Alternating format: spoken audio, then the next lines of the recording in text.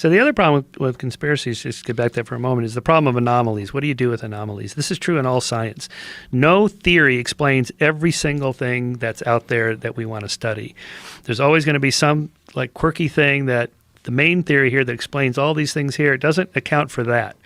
Okay, what do we do with that? But what outsiders mistake is that, well, my theory explains this little anomaly, so therefore it should replace this theory. And so people like Michio Kaku has like 2 web pages. One, he has a link on his web page. If you have an alternative theory of physics, go to this page. So they go there, and it has, your theory has to explain all of these things over here that our theory currently explains, and your whatever your said anomaly is. And of course they can't. So it's not that scientists are dogmatically closed-minded to the anomalies. It's that we can't explain everything, and you don't have to do anything with that. Just leave it there. Maybe eventually they'll pile up, and there'll be a new theory. Okay, that happens. But for the most part, and so conspiracies are filled with these things. Like the moment something big happens, you go back, and okay, but there's this weird thing here. How do you explain that? I don't know. We don't have to explain everything. These are fragments of a Triceratops horn, but you have to recognize that inside that rock-looking structure are tissue, cells, and protein still there.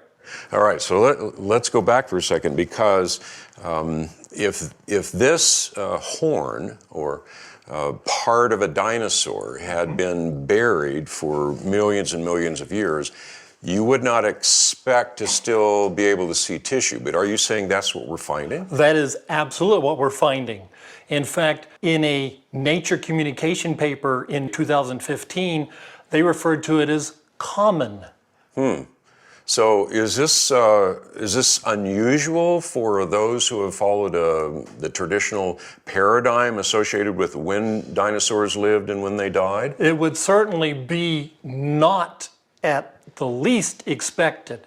In fact, Mary Schweitzer, who was the first one to really get discoveries that were noticed by a wide range of scientists, she comments in interviews that she had her technicians repeat the study over and over and over again, simply because it's so difficult to understand how you could have this material still in a dinosaur fossil that is supposed to be 65, 70, 75, 80 million years of age. Because any competent biochemist knows that tissue, cells, proteins break down.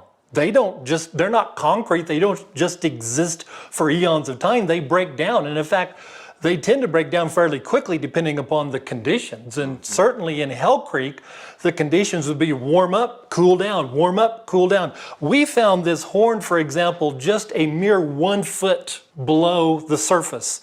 So there was no thermal protection by being deep in the ground. So it would have been very much subjected to fluctuations of hot and cold and hot and cold.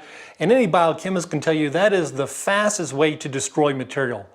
It's difficult enough to envision it surviving for 4,000 or 5,000 years, but 60 million years, 70 million years, see, that really becomes very difficult to make any kind of biochemical basis for how it could have survived.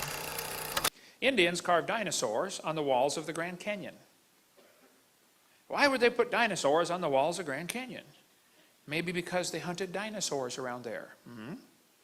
In 1925, some guys took a raft trip down one of the canyons out west, and they wrote a report. They saw one of these dinosaurs, and they said the fact that some prehistoric man made a pictograph of a dinosaur on the walls of this canyon upsets completely all of our theories. He said about a year ago, a photograph of a dinosaur was shown to a scientist of national repute who was then specializing in dinosaurs. He said, it's not a dinosaur, it's impossible, because we know dinosaurs were extinct 12 million years before man appeared on Earth.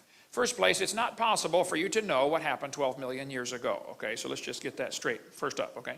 Secondly, notice he said 12 million. Now today the kids are taught dinosaurs died 65 million years ago, aren't they? It's interesting to see the inflation of the age of the Earth. See, in 1770, they said the Earth was 70,000 years old. By 1902, it was 2 billion years old. In 1969, it was 3.5 billion years old. Today, it's 4.6. Did you know the Earth is getting older at the rate of 21 million years per year? That's 40 years per minute. But anyway, there are 16 theories of what happened to the dinosaurs.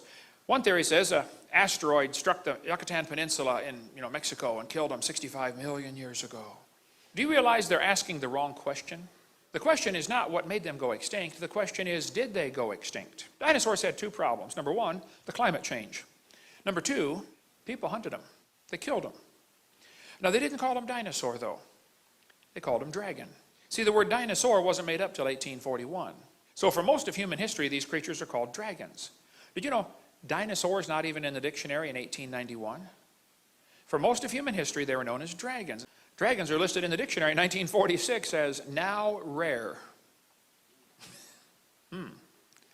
As the population of people began to grow after the flood, the population of dragons began to go down because nobody wants to live next door to a dragon. People killed dragons for meat because they were a menace, to prove you're a hero, to prove you're superior, competition for land, or for medicinal purposes. Many ancient recipes call for dragon blood, dragon bones, dragon saliva. Why? Gilgamesh is famous for slaying a dragon. A Chinese legend tells about a guy named Yu that surveyed the land of China. It says after the flood, he surveyed the land and divided it into sections. He built channels to drain the water off to the sea and make the land livable again. Many snakes and dragons were driven from the marshlands. Here's one of the oldest pieces of pottery on planet Earth. It's a piece of slate from Egypt, first dynasty of United Egypt. It shows long-necked dragons. Job chapter 41 talks about Leviathan. It says, out of his mouth go burning lamps and sparks of fire leap out. Out of his nostrils goeth smoke. His breath kindleth coals and a flame goeth out of his mouth. Now wait. Was there really a fire-breathing dragon?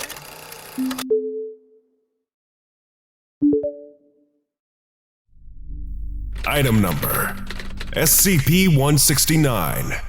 Object Class Keter. Special Containment Procedures. Because of its size, SCP-169 cannot and almost certainly will never be contained. No structure on Earth is large enough or strong enough to contain SCP-169, but imaging satellites and analyses of eccentricities in the Earth's orbit suggest SCP-169 is located in the southern Atlantic Ocean, possibly stretching around the tip of South America. Any satellite footage of a shift in the landmasses produced by SCP-169 is to be excised and destroyed by embedded agents. Description: SCP-169 is surmised to be a marine arthropod of enormous size, known as the Leviathan by generations of sailors and oral history. Presumed at first to be a myth, SCP-169 was detected in by Mobile Task Force Gamma-6 during an investigation of paranormal activity around an undisclosed archipelago.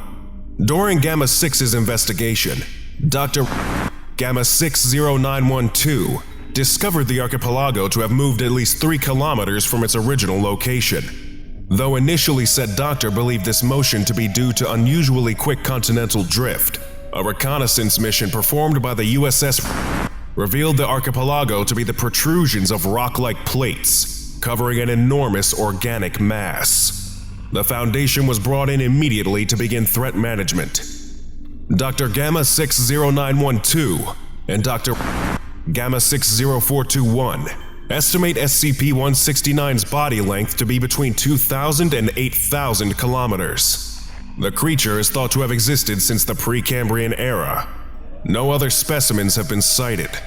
Almost nothing is known about SCP-169's habits, such as its reproductive capabilities, if any, food source, and nesting area, if any. Research regarding SCP-169 is pending approval. SCP-169 moves slowly, less than 1 kilometer per week, but seems only to be adrift. Its method of propulsion is unknown. Regular seismic tremors seem to indicate breathing about every 3 months, causing minor shifts in the island's terrain, suggesting that the creature is probably dormant. Information suppression.